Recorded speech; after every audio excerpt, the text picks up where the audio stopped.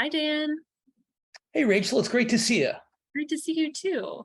How are Yeah, you I doing? really enjoy doing these sort of in-between sessions.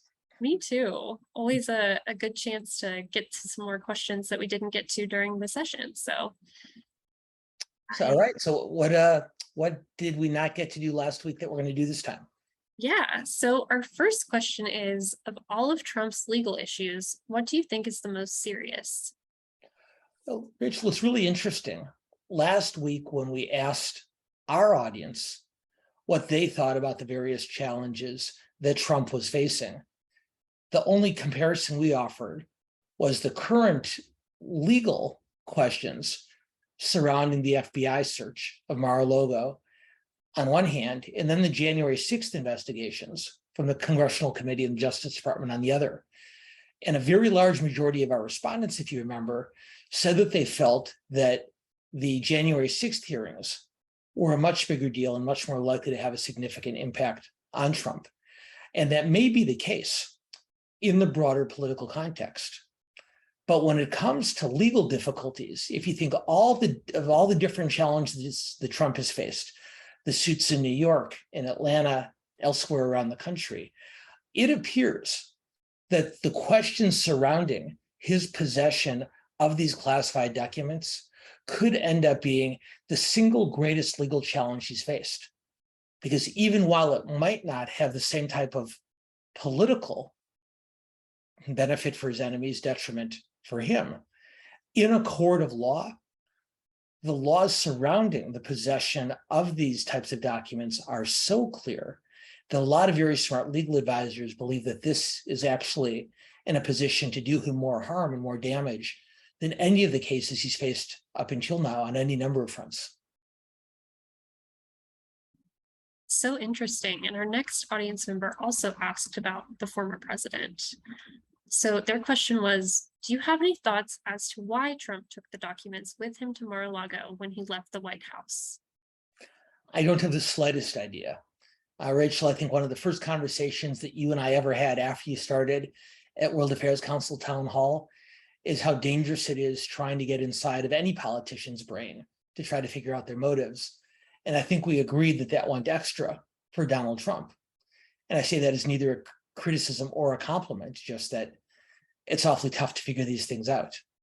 I've seen two guesses that make at least some plausible sense to me.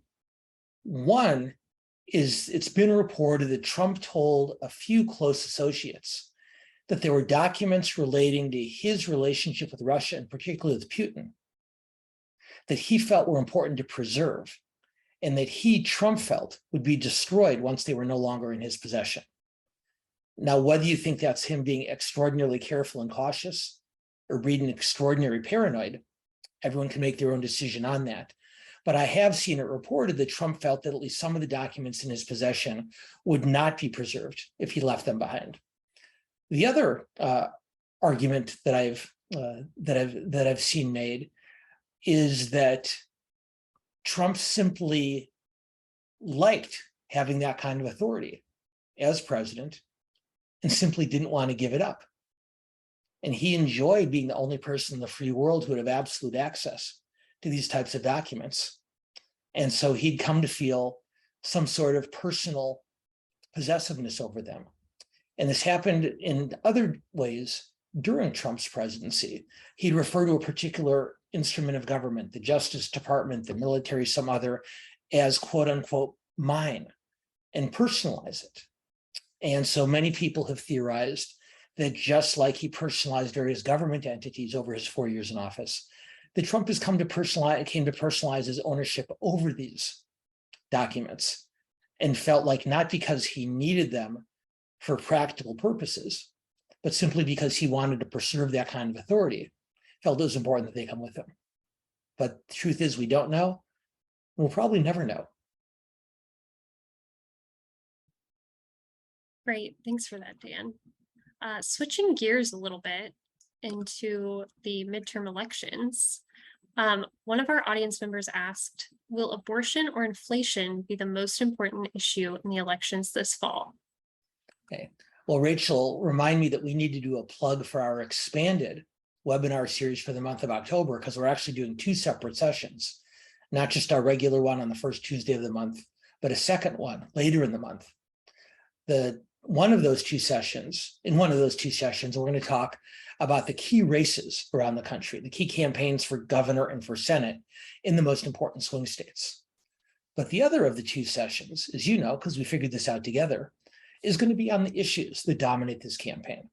And while there's a lot of issues that concern voters, immigration and crime for Republicans, healthcare and climate change for Democrats, just to name a few out of dozens, it really does appear that 2 issues in particular have emerged to the very top of the political heap.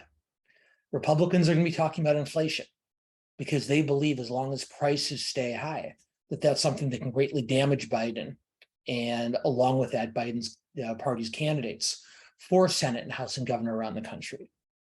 Meanwhile, the Democrats, of course, are going to be doing everything they can to emphasize the issue of abortion rights. And there's been polling since the overturn of Roe versus Wade earlier this summer that that's an issue that can really serve to motivate Democratic voters to an immense degree. It's interesting, Rachel, because over the years, when issues relating to abortion have been top of mind to voters, generally it's been the pro-life voters who have been more motivated to turn out on those issues than pro-choice voters. But given the Dobbs decision earlier this year by the Supreme Court, it appears, at least according to the polls, that that's reversed, and Democrats will realize a significant political benefit from it. Will it be a greater benefit for the Democrats than inflation will be for the Republicans? Well, we don't know the answer to that one either. But what we do know is for the last several weeks before the election, Republicans are going to be doing everything they can to convince voters that inflation is the issue on which they should be casting their ballots. Democrats are going to be doing the same thing with abortion. Well, thank you so much, Dan. Those are all the questions we have for today, but always appreciate you taking the time to do these sessions. And as you said, really looking forward to the 2 upcoming October events. I'm really looking forward to them also, Rachel. I always really enjoy doing these with you, and hopefully our audience will enjoy them too. Yes, completely agreed. Yeah, on October 4th and 18th, the audience could register online. Excellent. I'll look forward to seeing all of you then. Okay, thanks, Dan. Thank you, Rachel. Have a great day. Thanks, you too.